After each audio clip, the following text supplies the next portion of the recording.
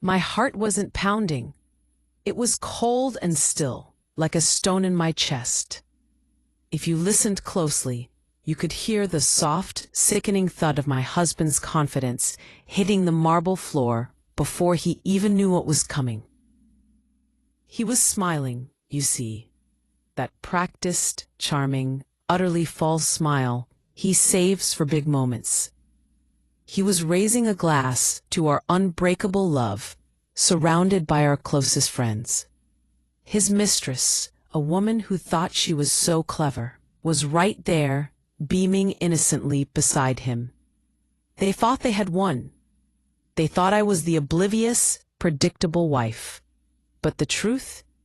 I paid for that perfect candlelit anniversary dinner. I invited every single person in the room. And I organized the event solely so I could drop a truth bomb that would shatter his life into a million publicly humiliating pieces. I just needed the perfect moment. And when I stepped up to the podium and raised my glass, the room went quiet. I didn't toast to us. I said, "Tonight I'd like to read a few words from my husband, or rather, his texts." Hello everyone, my name is Sophie, and this is my real-life story. I'm 28 years old, and for the past 8 years, I thought I was building a life, a future, a home, with the man I loved. This story isn't one of regret, though. It's not a pity party. It's a confession about the sheer, unadulterated joy of serving justice to someone who tried to make you feel invisible. Have you ever been blindsided by a betrayal so deep it makes you question every memory, every smile, every single thing you thought was real? That hollow, nauseating feeling that you were just a fool playing a part in someone else's cruel comedy. If you know that feeling, that deep, primal craving for balance, then this story is for you. When I found out what my husband, Mark, was doing, the initial shock wasn't what got me. It was the humiliation. It was the thought that they were laughing at me behind my back, that I had been replaced, not just by another woman, but by a lie. A lie Mark had so meticulously constructed. He was proud of his handiwork. But when you're underestimated, you're given a secret weapon. Surprise. Mark thought I was weak. He thought I'd cry into my pillow and quietly pack a bag. He thought wrong. If you've ever dreamed of serving justice to someone who wronged you, who disrespected you and treated your love like it was disposable, hit that like button, subscribe, and let me share the story of the night I got my power back. Get ready for one of the most satisfying revenge stories you'll ever hear. So, let's begin. Mark and I were the couple everyone envied. We met in college. He was the sharp, ambitious business major, and I was the driven interior designer. We clicked. We were an engine. He had the speed, and I had the meticulous planning. Together, we built a beautiful life. A gorgeous, modern home I designed myself, 2 golden retrievers, and a circle of friends who saw us as the gold standard. I was 24 when we got married. I honestly believed in him. I believed in us. My friends would tell me how lucky I was that Mark was so attentive, so charming, so seemingly loyal. I loved that he was ambitious. I loved that he could work a room. I loved his confidence. But looking back, that confidence was the first crack in the foundation. It wasn't confidence. It was arrogance. He wasn't charming. He was a natural performer. For the first 6 years, things were genuinely good. We were partners. He handled the financials. I handled the aesthetics, the social calendar, the home. But around year 7, something shifted. The slow freeze and the antagonist's entrance. Mark started pulling away, not with anger, but with an unsettling, icy distance. He'd be on his phone constantly, not even bothering to hide the little, smug, half smile that would creep across his face. When I'd ask what was funny, he'd dismiss me with a curt, "Work stuff, Soph. Boring." I felt myself shrinking. I started wearing clothes I knew he liked, suggesting dates I knew he'd agree to, desperately trying to recapture that spark. He just looked right through me. This is where Julia steps in. Julia was a new employee at Mark's consulting firm. She was 26, blonde, and honestly quite unremarkable. But Mark saw her as a blank slate he could impress. He hired her, mentored her, and within months, she was his pet project. Mark started talking about Julia all the time. "Julia is so dedicated. Julia has such a fresh perspective." I remember meeting her once at a company party. She was nervous, a little too eager to please, and she barely made eye contact with me. I dismissed her as a young, slightly awkward professional. I couldn't have been more wrong about her intentions. Mark's behavior became unbearable. He started showing up late, smelling faintly of expensive perfume that wasn't mine, and getting defensive over the slightest question. He'd make passive-aggressive comments about my work, my friends, even the meals I cooked. "Did you even try to get that new client, Soph? Sometimes I wonder if you're actually as driven as you used to be. Why do you always need to talk so much about the dogs?" It's not exactly riveting conversation. He wasn't just cheating. He was actively making me feel less than. He was eroding my self-worth to justify his own betrayal. He wanted me to be small so his lie could look bigger. The turning point came exactly 2 months before our 8th anniversary. I was working in my home office when Mark burst in, frantic. He'd spilled an entire bottle of red wine on his work bag and needed me to find the new briefcase I'd bought him for Christmas, the one in the spare closet. He was rummaging through the ruined bag when a smaller zipper pouch fell out. Mark snatched it, but not fast enough. A second phone, a burner, slipped onto the rug. The air in the room didn't just still. It felt like it had been sucked out. We stared at it, a black, sleek object of utter devastation, lying innocently on the cream carpet. Mark's face went from panic to cold fury. "Don't touch that, Sophie. It's work property." But I was already moving. My hand didn't shake. I picked it up, and my finger, as if guided by a force outside myself, found the power button. The screen flashed, and the lock code was his mother's birthday. Predictable, even in betrayal. I didn't open the gallery. I went straight to the texts. Parentheses and I'm stopped. I went straight to the texts. The first message I saw was from Jules' work. "Can't wait for our trip next month, my love. It is so hard waiting for your wife to be out of town." It was feeling the sheer volume of their shared history, instantly downloaded into my consciousness. Every lie he had ever told, every late night, every canceled date, was a single stabbing truth. I wasn't angry yet. I was nauseated. Mark started yelling, a torrent of desperate excuses and gaslighting. "It's nothing. She's obsessed with me. She's lying. I was just helping her. Delete it, Sophie, now." I didn't say a word. I just walked out of the room, phone clutched tight. I didn't cry. The tears were frozen solid inside me. For the next 2 days, I was a ghost in my own house. Mark continued his desperate defense, even having the gall to try and turn it back on me. You haven't been yourself lately, Sophie. You're being paranoid. This is just a fantasy you've built up.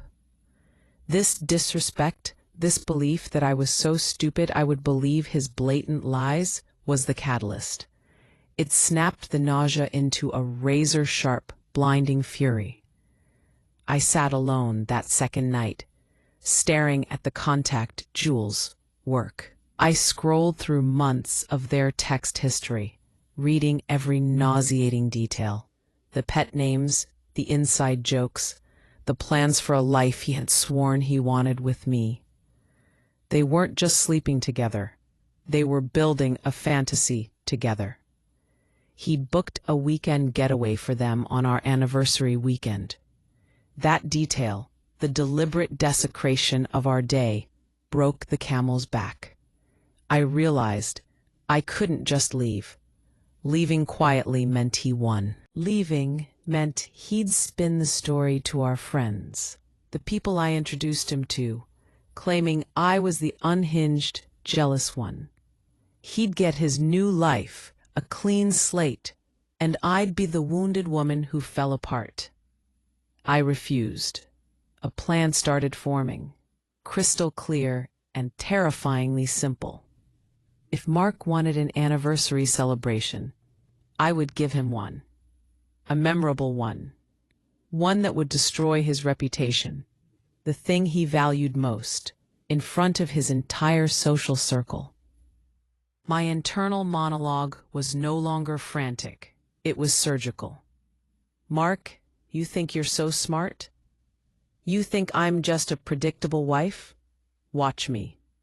I became the perfect wife again. The next morning, I walked into the kitchen, acting slightly sheepish. I hugged him. "Mark," I said, my voice barely a whisper, "I'm so sorry. I've been so stressed. I overreacted. I believe you. It was probably just a weird client." He deflated, relief washing over his arrogant face. He thought he had talked his way out of it. He looked at me with pity. "It's okay, honey. We'll work on this. You need to trust me more." Trust me more. The audacity made me want to scream, but I just smiled and nodded. "I know," I said. "Tell you what, let's make a big deal of our anniversary. Let's throw a huge party, a grand dinner, champagne, catering, the works. Let's show everyone how strong we are." His eyes lit up. This was his kind of solution. A performance. "Sophie, that's brilliant. Let's do it big. We need to invite everyone important." He started listing people. His colleagues, the senior partners, our mutual friends, and of course, Jules' work. He wanted to show everyone that I had forgiven him, thereby confirming his story that nothing had happened. He wanted to parade his victory over my common sense. I agreed to every name. I insisted on using my personal funds for the entire event. The caterer, the venue rental, a swanky ballroom downtown, the open bar. He loved that it didn't cost him a dime. He was paying for his own funeral party with my reputation. Over the next 4 weeks, I worked like an operative. While Mark was working late, I was organizing the party details, but my real task was on the phone. I didn't just have the texts from the burner phone. I had quietly, over the past week, taken screenshots of all the conversations. I didn't want the originals because he might delete them later. I backed them up, printed them out, and then meticulously transcribed the most damning ones. I needed the dialogue. The snippets that read out loud couldn't be misinterpreted. "Tell your wife you're stuck in traffic, babe. I miss your mouth. Can't wait to introduce you as my real girlfriend once the divorce is final. She'll never see it coming. Don't worry, Sophie is too busy designing throw pillows to notice anything." Each word was a physical blow, but I kept going. I was forging a weapon. I hired a professional voice coach for a single session, not to learn an accent, but to learn how to project and maintain an even, unwavering tone when reading in public. I didn't want to sound like a victim. I wanted to sound like a court stenographer. The night of the anniversary arrived. Hour 8. The ballroom was stunning. I had personally overseen every detail. The tables were covered in white linen, centered with expensive floral arrangements. The champagne was flowing. The atmosphere was electric. I wore a gorgeous emerald green dress, a color Mark hated, but I felt absolutely radiant in it. He was in his element. Mark was moving from table to table, shaking hands, taking toasts, soaking up the validation. Julia was there, looking slightly too formal, sitting at a prominent table near the head. She kept sneaking nervous glances at me, but I was smiling, laughing, the picture of the happy, oblivious wife. I watched them. I saw Mark's hand linger on Julia's shoulder as he walked past. I saw the flash of secret acknowledgement in their eyes. They were high on their deception, convinced they were the cleverest people in the room. The speeches started. Our best man, David, gave a heartfelt tribute to our longevity. A business partner spoke about Mark's loyalty and integrity. Every word was a delicious, agonizing irony that only I truly understood. Finally, Mark took the podium. He raised his glass, his eyes shining with false sentiment. "To my beautiful wife, Sophie," he began, his voice booming with confidence. 8 years. 8 years of unwavering love, loyalty, and patience. Sophie, you are the rock of my life. To many more years, my love. The crowd cheered. Mark smiled, that triumphant, confident smile, directly at me. That was my cue. I stood up. I took my time walking to the podium. My heels, which I specifically chose for their crisp, echoing sound, clicked sharply against the marble floor. I took the microphone. The room quieted, expectant. I smiled, a wide, genuine smile that didn't reach my eyes. I raised my own glass. "Thank you, Mark. That was a lovely speech.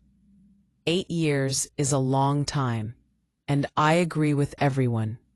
Loyalty and integrity are things we should all aspire to." I paused. I didn't look at Mark.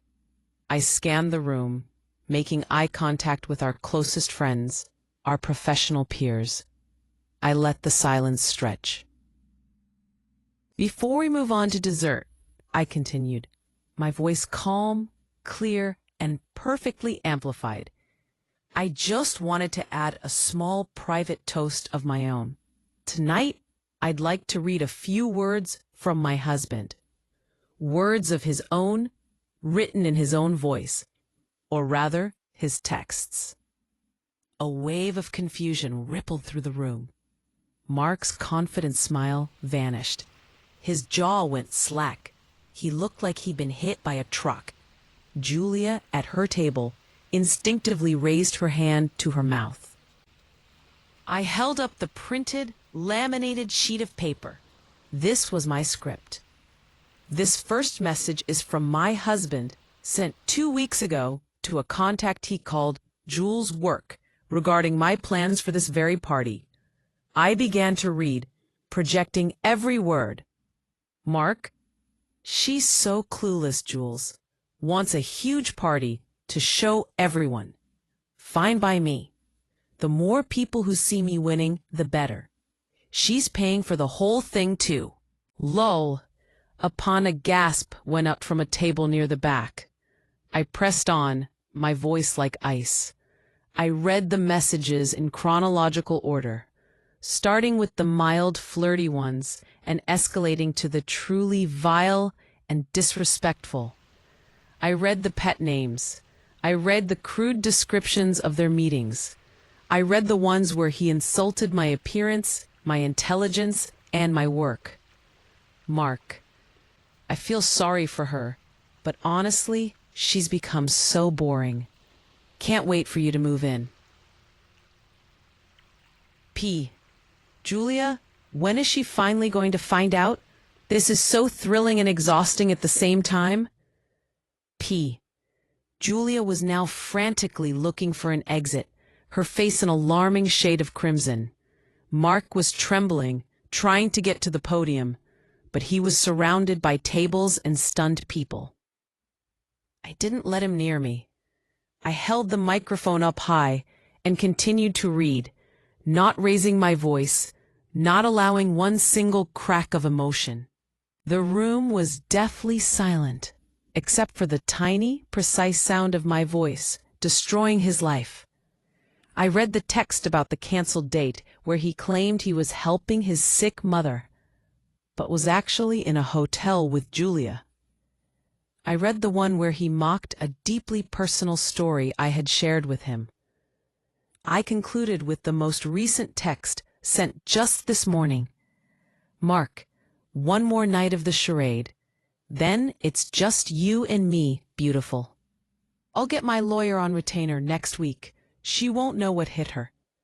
I lowered the paper. I looked straight at Mark, who was now pale and shaking, the picture of abject humiliation. His ambition, his pride, his confidence, all of it had been weaponized against him. I just wanted to thank everyone for coming, I said, my voice ringing out clearly. I hope you enjoyed the readings. I also want to take this opportunity to announce that Mark won't be needing that retainer for a divorce lawyer next week. I already filed the paperwork 3 days ago, citing infidelity and emotional distress. I paused for the final blow. I wanted to let everyone know so that my husband, I looked right at him, and his colleague, Julia, will have a good, solid alibi for why they'll both be unemployed by the end of the week and why they'll be moving out of the house I designed and I own very soon. I took a sip of my champagne. It tasted like victory. The silence broke. Not with shouting, but with an eruption of applause. It started at the back of the room, our friends, our genuine supporters. It quickly became a standing ovation. Mark was motionless, his eyes wide with a combination of rage and disbelief. Julia had fled, but it didn't matter. Her reputation was in tatters, right alongside his. I placed the microphone gently on the podium. I didn't look back at Mark. My heels echoed against the marble floor as I walked out. The sound of my freedom. I felt lighter than I had in years, free, radiant, and victorious. I got into the car I had prearranged to meet me and just drove. I didn't go home. I didn't go to a friend's. I drove until I was on a dark, quiet road, and I pulled over. And then I laughed. I laughed until my stomach hurt, tears of pure, unadulterated relief streaming down my face. It wasn't hysterical crying. It was a physical release of years of tension, doubt, and suppression. People often ask me if the revenge was worth it. Was the humiliation I inflicted on Mark necessary? Yes. 1,000 times yes. Mark didn't just cheat on me. He tried to destroy my sanity. He tried to make me the crazy, paranoid wife so he could walk away clean. He didn't deserve a quiet exit, a gentle conversation over coffee. He deserved to face the consequences of his actions in front of the people he most wanted to impress. Justice isn't always fair, but it needs to be seen.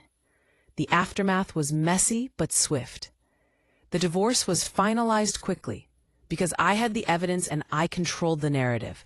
I kept the house, and he was required to sell his shares in the small business we started together. He lost more than a wife. He lost his community, his professional respect, and his financial footing. And Julia, she lost her job immediately. It turns out his company has a strict policy about ethical conduct and misuse of company time, which my little reading session made very clear. I heard they tried to make a go of it, but their relationship was founded on deceit and shared hatred for me. It collapsed within 6 months. The lesson I learned? Never let someone else write your ending. Never be so desperate for love that you accept disrespect. The moment you realize you're being underestimated, that's the moment you stop defending yourself and start planning. My life now, I'm happier, lighter, and more creatively focused than ever. I realized I never needed Mark's validation. I only needed my own quiet strength. If you've made it this far, thank you for sharing this incredible, difficult, and ultimately satisfying journey with me. When I was sitting there reading those texts, I wasn't just getting revenge. I was reclaiming my story. I was telling the truth when everyone else was content with the lie. If this story gave you chills, if you felt that surge of justice, smash that like button and subscribe for more real-life stories about overcoming betrayal and finding your power. And here's my question for you, for the comments. What's the most satisfying moment of justice or revenge you've ever witnessed or experienced? Tell me your story. Hit that notification bell so you don't miss the next chapter of my life. I'll see you in the comments. And remember, never let anyone else define your worth.